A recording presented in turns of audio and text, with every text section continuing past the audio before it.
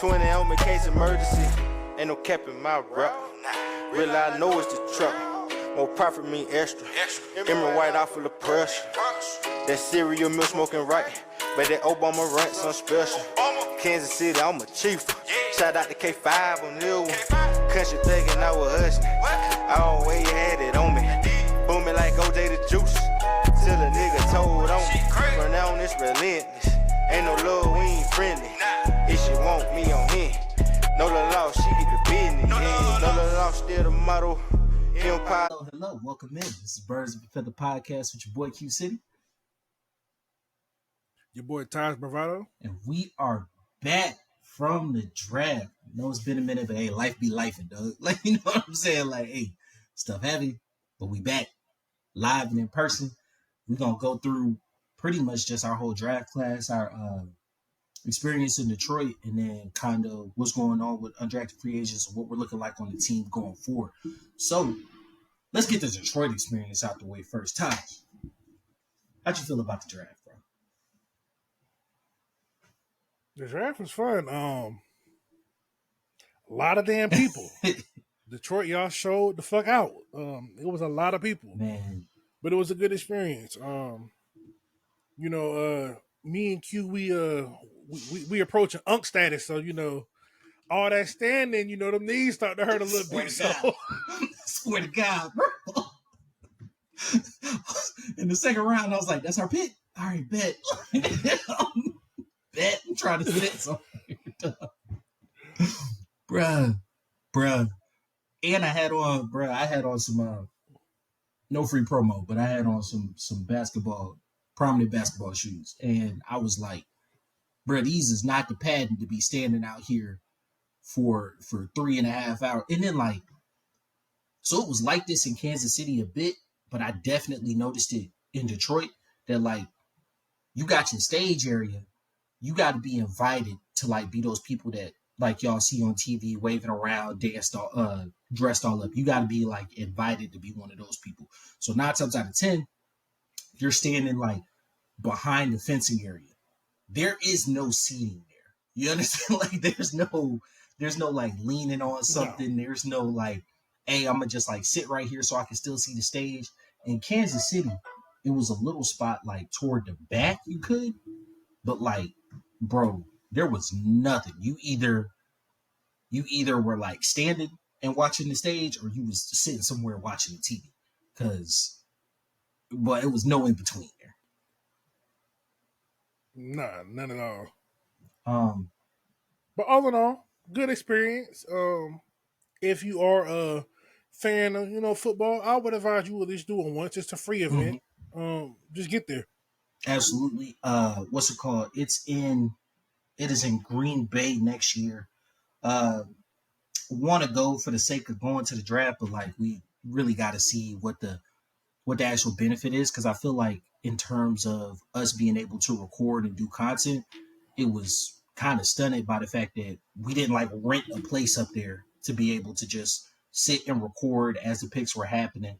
You know what I'm saying? So is the value add to just live stream, the draft, and we react in real time, which I think would probably end up giving a better experience for the fans or whatnot. But it was a fun experience to go. Yeah. It was a fun experience to go. You're out there. Very, very hard to meet the players. Because the only guys that are up there are usually day 1, day 2 guys. You know what I'm saying? And they got handlers and all that. So it's very, very hard to meet the fans. But we did see a lot of Falcons fans. That's cool. Right? A lot of people made the trip out there. Yeah. So you see a bunch of people you usually hadn't seen before. But the chicken wings were terrible at that diner. That's not the move, bro. Not the move. Them chicken wings was not the move, bro. Detroit, I don't know what y'all doing with the chicken wings, bro. They was wet. They was slimy. Winged. They're that chicken. They call them wingdings. Yeah. That was not the move. And that we just ate at Applebee's. That was about it. But moving on. So we look at what did we do in the draft, right? So total, we had 8 picks in the draft. Yeah, we did Penix already, but we'll hit on him again.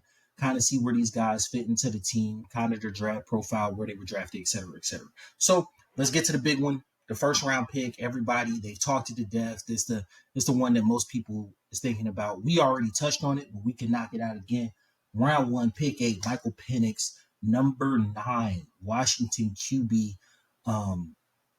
Started at Indiana, went to Washington. Hey, hold on. Just give him his proper credit. It was 8. You give him his proper credit. I said round 1, pick 8. I said number 9. You said not. He's number 9. Yeah, he picked number 9. Oh, number 9. My bad. He picked number 9.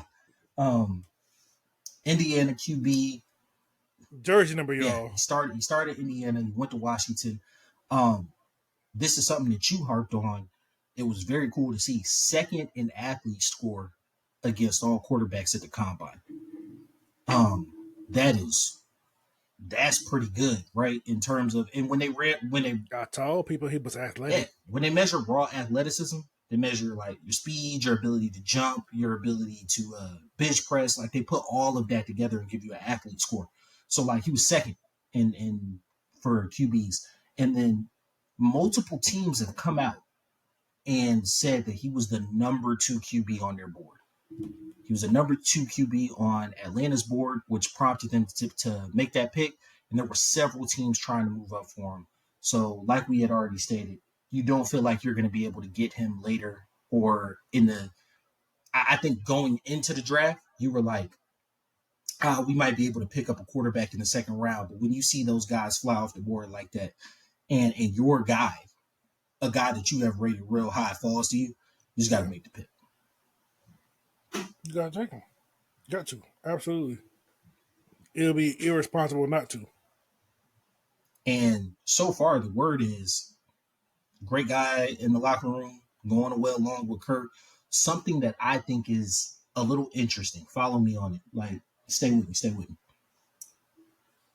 Kirk is scheduled to be okay for training camp, but 9 times out of 10, they are like looking for him to be ready for start of season, which means Penix is going to get a lot of these snaps, bro. I think 1, that's great for his development. 2, that's great for the coaches to get a look at him.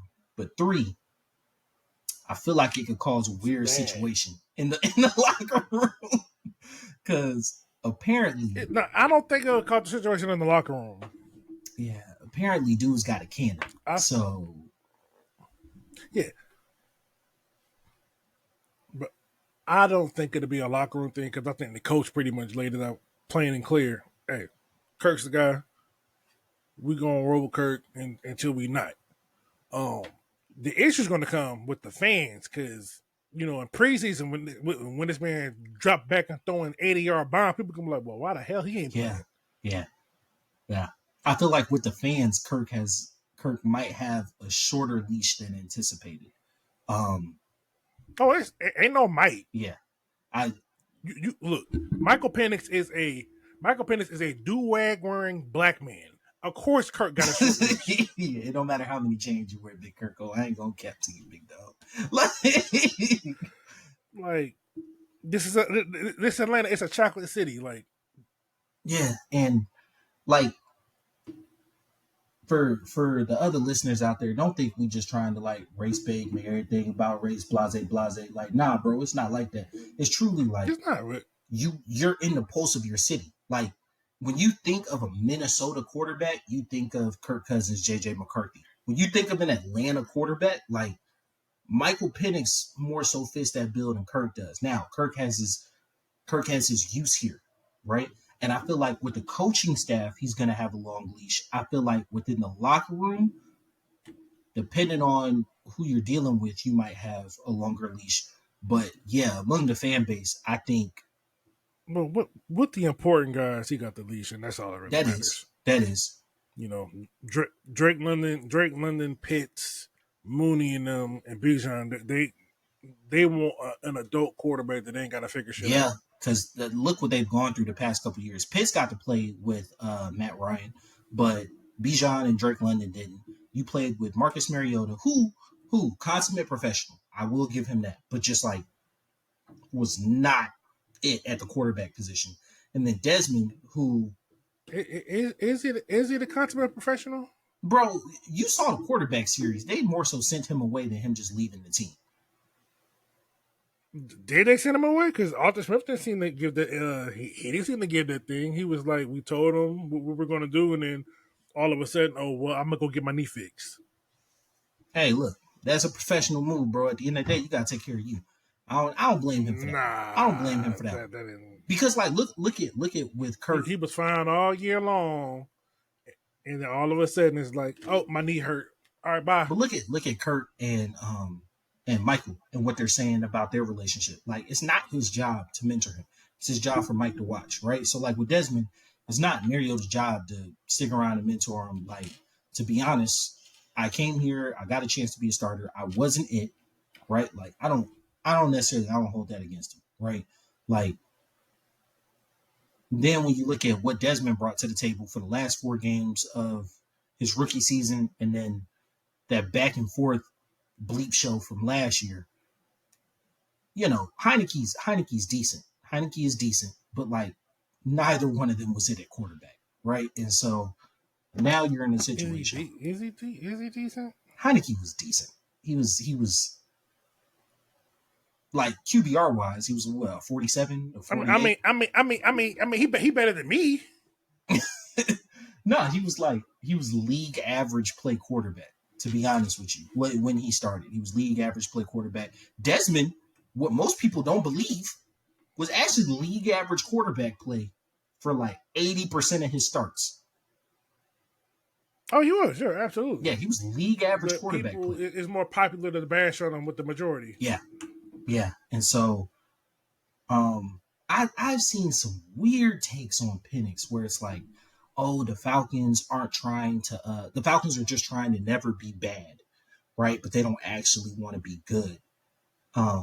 So they got, like Penix is allowing you to have that bridge and transition to where you never actually bottom out. And I don't look at it that way at all. I think Penix has a really high upside.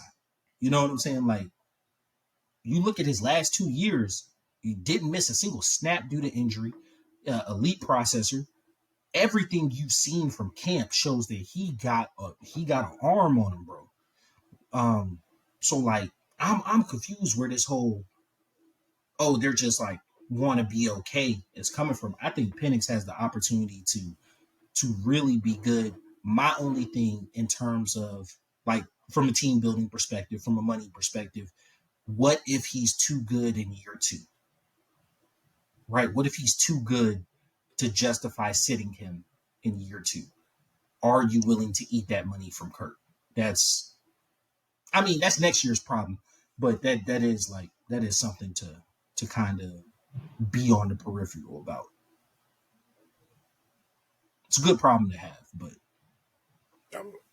yeah, it's a good problem to have. Better than what we've been dealing with the past 2 years. Yeah. So going on, that was the first pick, shock of the draft, blase. Now let's get into what makes a GM, bro, because it's not just the first pick. It's not just the first pick, it's the rest of the draft, right? Shocker. Round 2. Rook Ororo. D-tackle out of Clemson. So looking at him, he has the potential to be a rotational piece this year. Physical freak, 6'4", 295.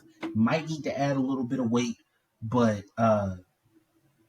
came in the last 2 years, really came on. He was 3rd team All-ACC this past season. Based on his production, might be a little high, but based on his physical attributes, makes sense where they drafted him. Number 1 overall projected D-tackle. Number 1 overall athlete scoring D-tackle. I remember when they made the pick, I think me and you were both like, who the hell is this? But after doing I had no clue who he was. But after doing a little research, hey, if dude can do anything, he can get off that ball. He can get out that ball. That first step is good. And the transition from speed to power still needs a little bit of work. Right? Still needs a little bit of work. But true. Hey man, but boy can play. That he can. He coming from that Clemson pipeline. Supreme athlete for the position. One of the younger guys in our class. I mean, he's 22. He'll be 23 during the season, but I think it's a beneficial position for him to learn from Grady and Anyamata, being that those two guys, have the experience that they do. So I think he's more of long term projection. Maybe like 2 or 3 years. I like another player in our draft class more for an immediate impact, but we'll get to them when we get to it. I think that so one of the things that I saw was that everybody's saying like, oh, he might have to add weight, he might have to add some weight to play on that inside. But I think based upon the defensive scheme that we're going to run, he might be an outside DN, right? Well, quote unquote outside DN in the 3-4. Well, there's no outside DN. He's probably going to be our 3-tech, probably 3-tech or maybe in-tech, nose tackle, right? And I think we are. Go ahead. I think our 5-tech is already spoken for with Zach Harrison. Yeah, he's. But I think he's primed for a huge year. I think he's primed for a huge year this year. It's possible. It's definitely possible. We won't know until they finish rounding this roster because I believe they're still making additions and subtractions and stuff like that. But I do believe that this is just going to be a very rotation-heavy group. They're going to rely a lot on rotation. 100%. I don't think Rook is going to be... Especially on the interior. Yeah. I don't think Rook is going to be like just the set-in-stone starter this year, but I do think he sees the field multiple times. Probably got a package for him somewhere between 15 to 22. Probably like 40%. Yeah, 15 to 22 defensive plays, which I feel like is really good for a rookie, right? And then just to see his impact. If you look back at last year, granted it was a different defensive coaching staff, but Zach Harrison, the reason I'm so high on him is look at his production, right? Ebiketie as well. You look at both of their production, both of them.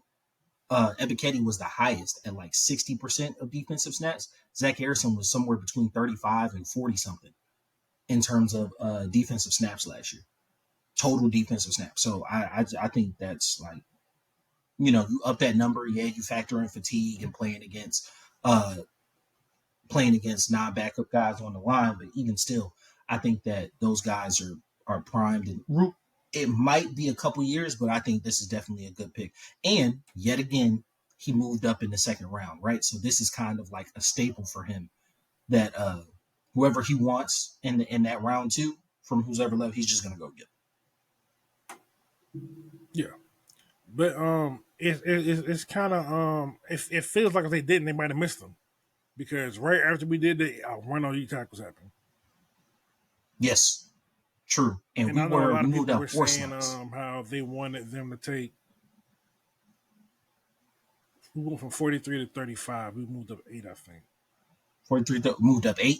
Okay. Well, no. Yeah, 8. Yeah.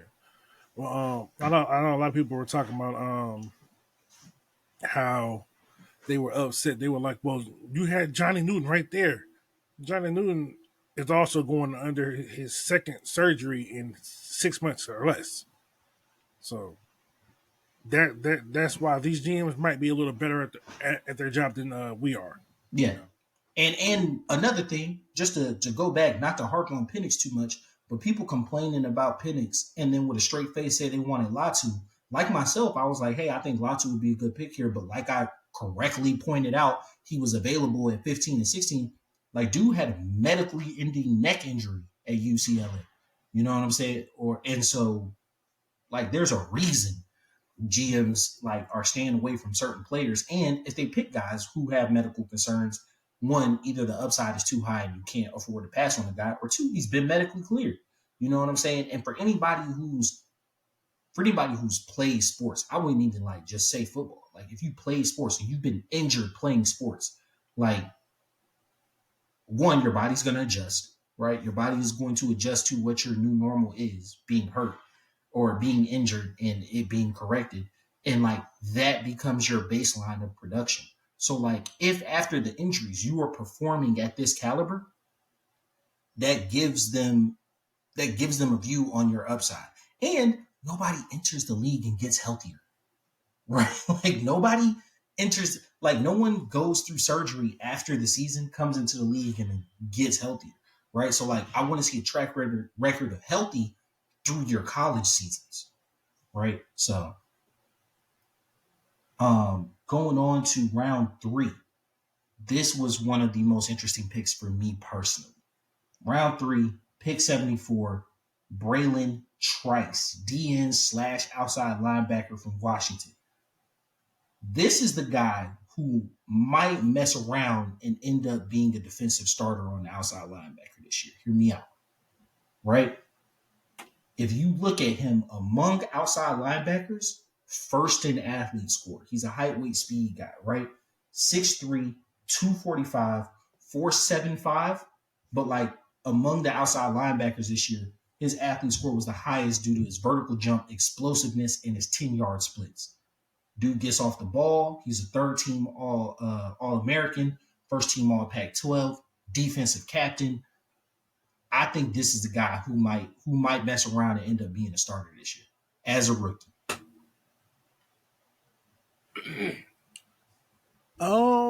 It's possible, but I think he's going to be more so a heavy rotational piece. I think the starters are going to end up being Lorenzo Carter and Ebiketie.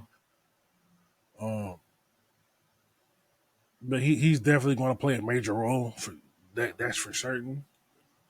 Other than that, I like. He was also like what I think. I don't know if you mentioned it, but he led all outside linebackers in pressures. No, I didn't mention that, but yes, he did. Right. Now, not sacks, but pressures, right? So, like, he's hurrying the ball out. He's not necessarily getting home. But when he does, he gets there with bad intentions, and that's what you want. 4 fumbles, 7 for his career. Think about that. That's a decent number for a guy who played 3 years, right? For the most part. He's rotational, and then 2 years, he kind of came on with Penix as well. In terms of these last 2 years for Washington. I really like this guy, man. Like when I'm thinking about how this team is going to be shaped in terms of what you want your defensive front to look like, how they want to rush and get to the quarterback. Hey, man, this kid could be special. But what number did he end up choosing? You good. 48. Yeah, that's what it was. I remember thinking like it was 45, and I was like, please don't do that. Please don't do that. But yeah, it's 48. Yeah, 48. Oh, and his birthday the day after mine, so game. So now we're looking at him, right? Now we're getting into the day 3 picks. So round 4, we go Brandon Dorius, D tackle out of Oregon. That's personally my favorite pick. Okay, so I was up on this pick, down on this one. No. So I like this pick. First team All Pac-12. He's an okay athlete, 6'3", 285. The only thing that's like, for me. What you mean? He was like... He ran a 4.8. No, he was like... He's a great athlete. He was like 23rd ranked amongst... Fuck the rank among D tackles, bro. They probably got him ranked with D. No, they had him ranked with D tackles. He ran a 4.8. But he had the fastest 40 of all D tackles. But you got to factor in your explosiveness, they factor in your 3-cone, they factor in like your short area stuff, right? So like lot of the stuff that I was seeing on him, he's a good athlete. He's not so like his knock is he's truly seen as a tweener. Right? Not fast enough to be an end, but not necessarily big enough to be a D tackle. That's kind of like, that gives you a little pause, right? But he belongs on the line. He's a 3-4. He belongs on the line. He belongs on the line, 100%. How he's going to navigate against that line, I think that this is a defensive coach's, like, to me, project player is maybe the wrong word, but like I think you can end up falling in love with a prospect like this because you can think of all the different ways you can use him, rather than like with a guy like Trice. Look. With a guy like Trice, I'm sticking you an outside linebacker, and your job is to rush the quarterback, right? Here's the thing, right? Braylon Trice led all linebackers in pressures. Brandon Dorlus led all interior linemen in pressures. He's a football player. Fuck all that shit. The dude. No, that's what I'm saying. That's what I'm saying. Like versatility. Like as a defensive coach, you're like, I don't know. I don't care about what you can't do. I'm thinking about everything you can do. And so, like, I'm gonna get you on the team. He's a good athlete. Hey, bro. Hey, look. The man is a good athlete. I said he's an okay athlete. A 4.85 for someone that's 285. He's 6'3". You trying to argue he has with me? 33 I said inch arms. he's an okay athlete, bro. No, he's better than okay. You gotta. Hey, interior more than a 4.8 is better than okay. I'm not saying it's right or it's wrong. I'm just saying these are the facts. There's only two D tackles that are in 4.8s, and we got them both. Who's the? No, Rook ran 4.7. Rook ran a 4.89. 4.89. Yeah. No, he didn't. He ran 4.89. You're right. Trice ran a 4.75. But no. I like him. Right? He belongs on the line. He belongs on the team.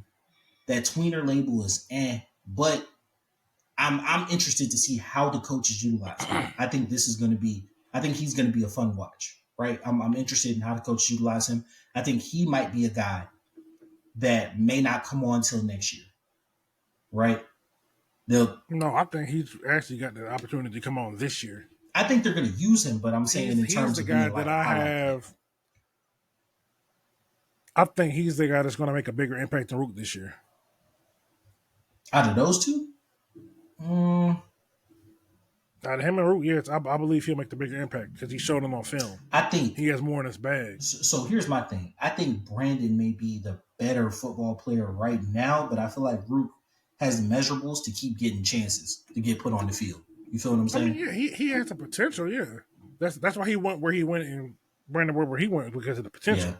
But in terms of right now, Dorlus is going to make a better impact year one. Yeah, he just might be a more refined football player. He obviously has more accolades with the first team All Pac-12. But, hey, I'm looking forward to it. I think he belongs on the field. Now, this next pick wasn't too high on. J.D. Barden, linebacker out of Notre Dame. Right? So very middle of the pack athlete. I think this is going to be a tough position to make the team. He kind of looks to me like a reserve. Like he's a smart guy, team captain, team defensive captain. I'm not going to lie to you. I was not very high on this pick. I mean, he made the team. He's fourth linebacker. Very smart.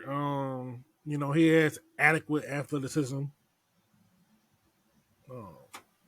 Regular size. It's nothing that really stands out about him. But he's not a bad football player. No, I don't think he's a bad football player. He made the team, hometown kid. He led Notre Dame in tackles with the past 2 years. Yeah. So he has great football instincts. Second team All Big Ten. But if you want to judge everything off it, yeah. Well, there was the end of. I don't get how he not Big Ten.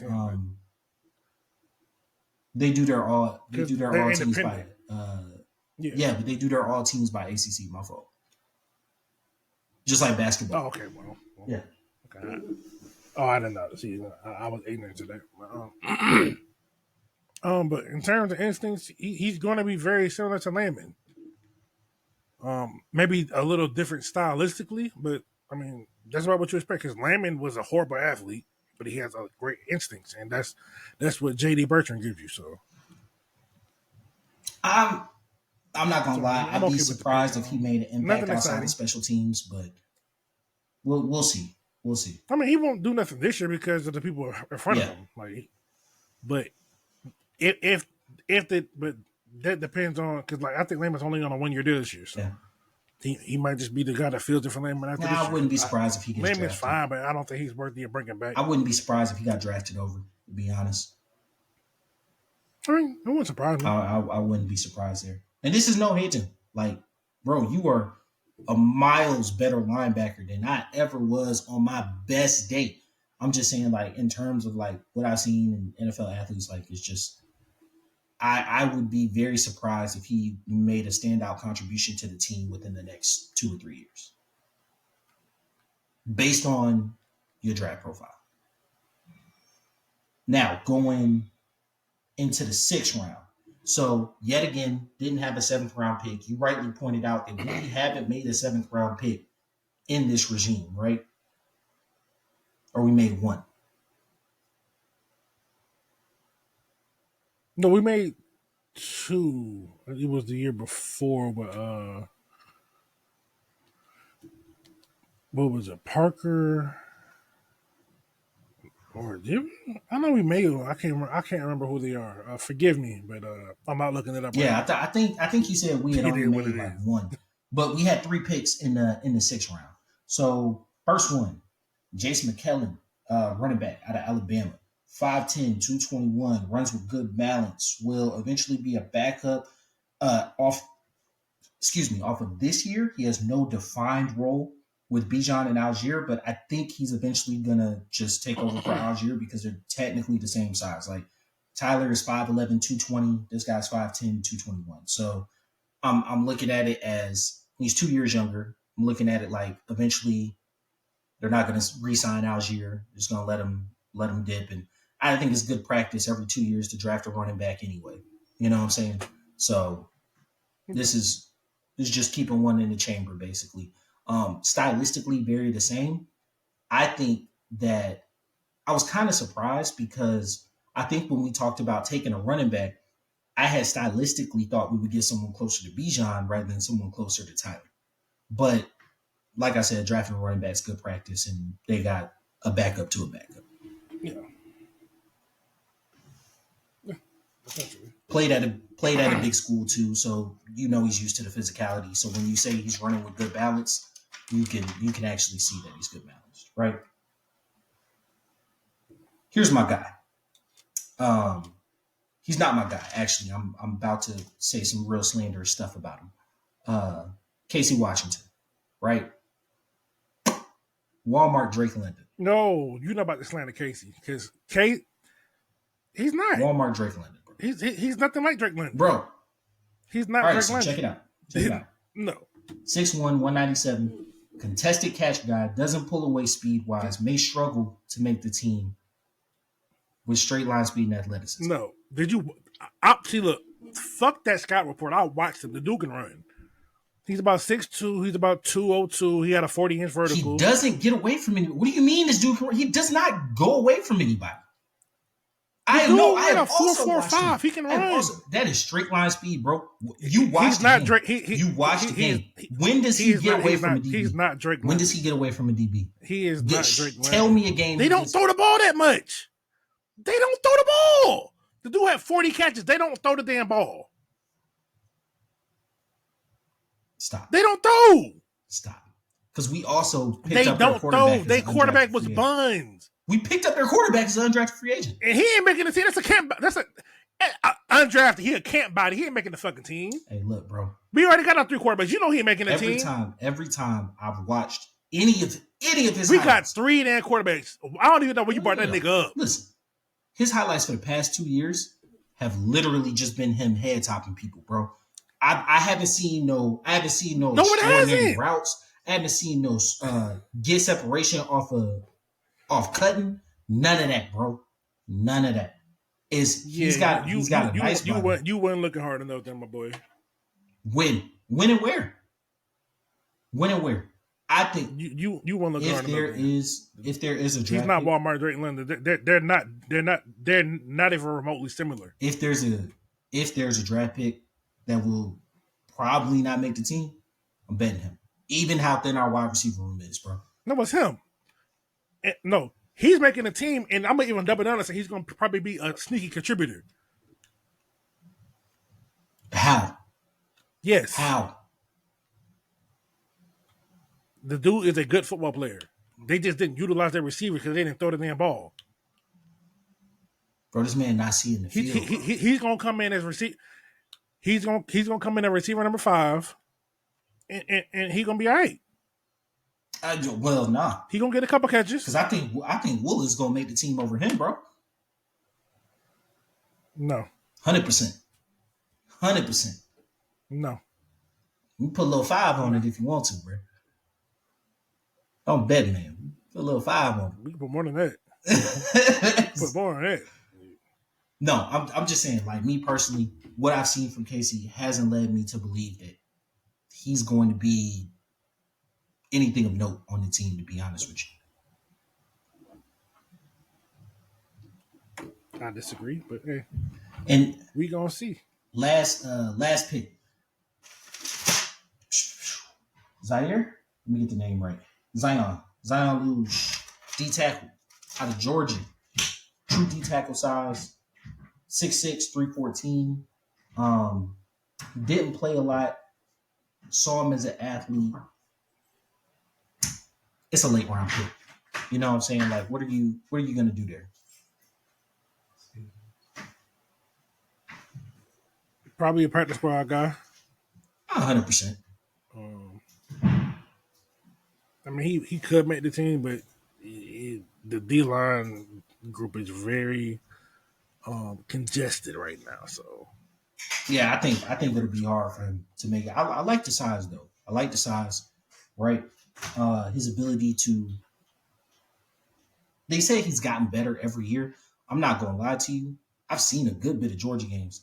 He did not stick out to me, right? Like I don't even actually remember seeing him. no, I didn't either. But I mean, They had a I stack mean, line. he played, so No, he did. They had a stack line, and so with that, it might be hard for him to see the field. But hey, that means he's used to competing, and he stayed around, right? Stayed around all 4 years. Might be something there. I'd be surprised, but might be something there. I think when they were looking at this pick, hey, big program, good size, close. Let's bring the guy in. sounds about right. All right, now Fill their SEC quota. now to wrap it up on undrafted free agents. What guys stuck out to you? I got two myself. We already talked about one. I was just surprised they brought him in. Pitted the Illinois QB. But outside of those, which other ones caught your eye? Just one in particular. And because he's a unicorn at the position, Jaden Price. Came from North Dakota State. You know, they're very, they running shit in the in their neck of the woods. And he's a white corner. White corner, good athleticism, good size. He was a punt returner, so he gives you a little versatility in the return game. He's the one that stands out to me the most. He's the one I'm pulling for out of all of these guys to make the team. I mean, I think it'd probably be him. Well, he's my hope, but I honestly think probably be one of the linemen probably to make it. But he's your great white hope. All right, Uncle Ruckus. Yeah, he's the great white hope. He's the great white hope. No, I'm messing with you. There were two that stuck out to me. Jaquay Jackson, fifth-year senior out of Rutgers. He transferred there last year. It was his first year at D1 ball. Big body, you know what I'm saying? I'm not gonna lie. I didn't see any amazing type of route running. Good contested catch guy. I saw him pull away from a couple people. And he made an amazing catch at camp, one-handed, like right up on the sideline, which made me be like, who's this? Looked him up. I think it'd be nice to. We'll see. Hopefully, I think he makes it to preseason. We'll see how he performs. And then Isaiah Woolen, dog, elite speed. The only knock you have on him, he's got elite speed and production. The only thing you got on him is he's small. He's 5'9", about 170 something. So like I think he can get up to about 182, 183. Be kind of hard for him, but even still, dude can fly, and I think he actually gives you a lot in the return game. So I think he could be an elite contributor on special teams, especially with these new kickoff rules.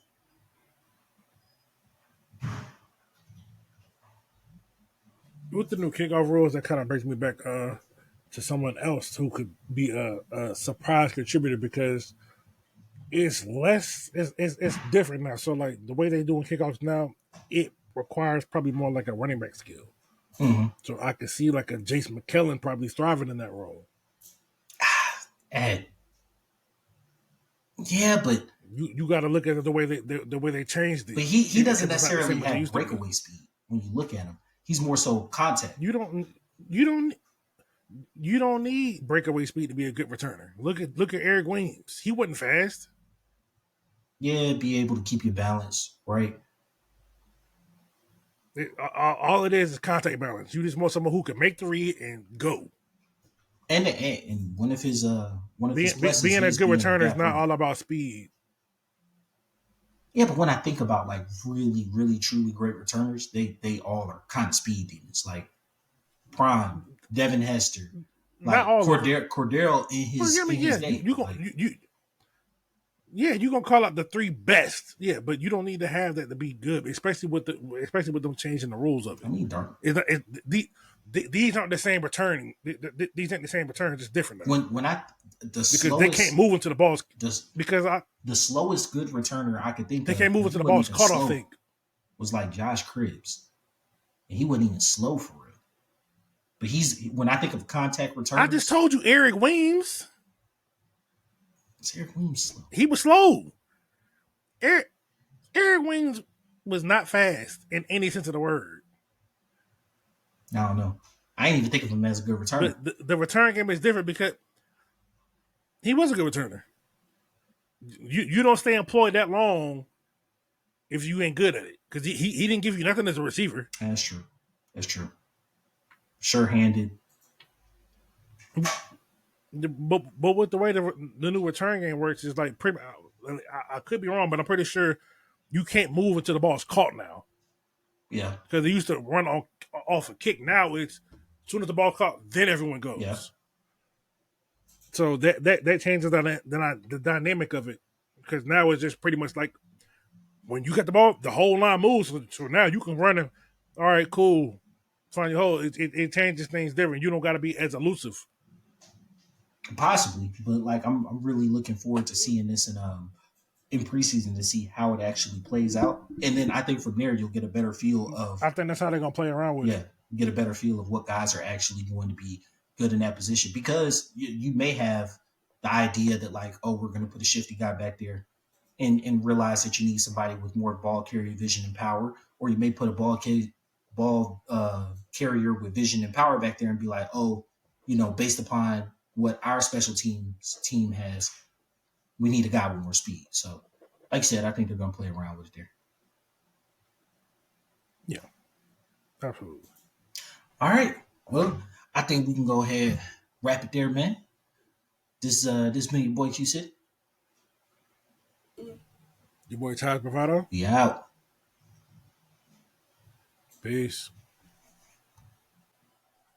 Like a chopper, looking like I hit the lotto. I want a hottie like mulatto. I'm on here and she on Moscato. I'm in them good till tomorrow. I'm a robber for the Neros. Your little laws, I'm gonna put you on payroll. You smell that aroma? Design the air, it's a party, yeah. Papa Corona, she moving the body, she working them heels. Gotta go get it mentality. Grocery bag full of celery. Only believe half what she telling me. Keep a 20 on me, case emergency. I wake up early every morning. Thank the Lord and get the bag. Hustle hard, get the cash. Stack first, then I'm showing my ass. Gotta go get it mentality. Grocery bag full of celery. Only believe half what she telling me. Keep a 20 on me, case emergency. My babies, that's who I grind for. That's who I do it for. Like the Navy, that's who I'm toting that iron for. Keep one in the head like a thought, nigga. Yeah, I fuck with Ty, he a boss, nigga. Put on their neck, I exhaust, nigga. Niggas cross me, so I cross, nigga. Them stripper was lit last night. 500, what it cost, nigga. Shit was really legit last night. Had them hoes at the house, nigga. Instagram, Snapchat, Triller. What they say about Jay, he a go-getter. Used to have them fat sacks in the grove, nigga. Late nights, early morning, my dough, nigga. You smell that aroma? Design the air, it's a party in here. Papa Corona, she moving her body, she working them heels. Gotta go get it mentality. Grocery bag full of celery. Only believe half what she telling me. Keep it 20.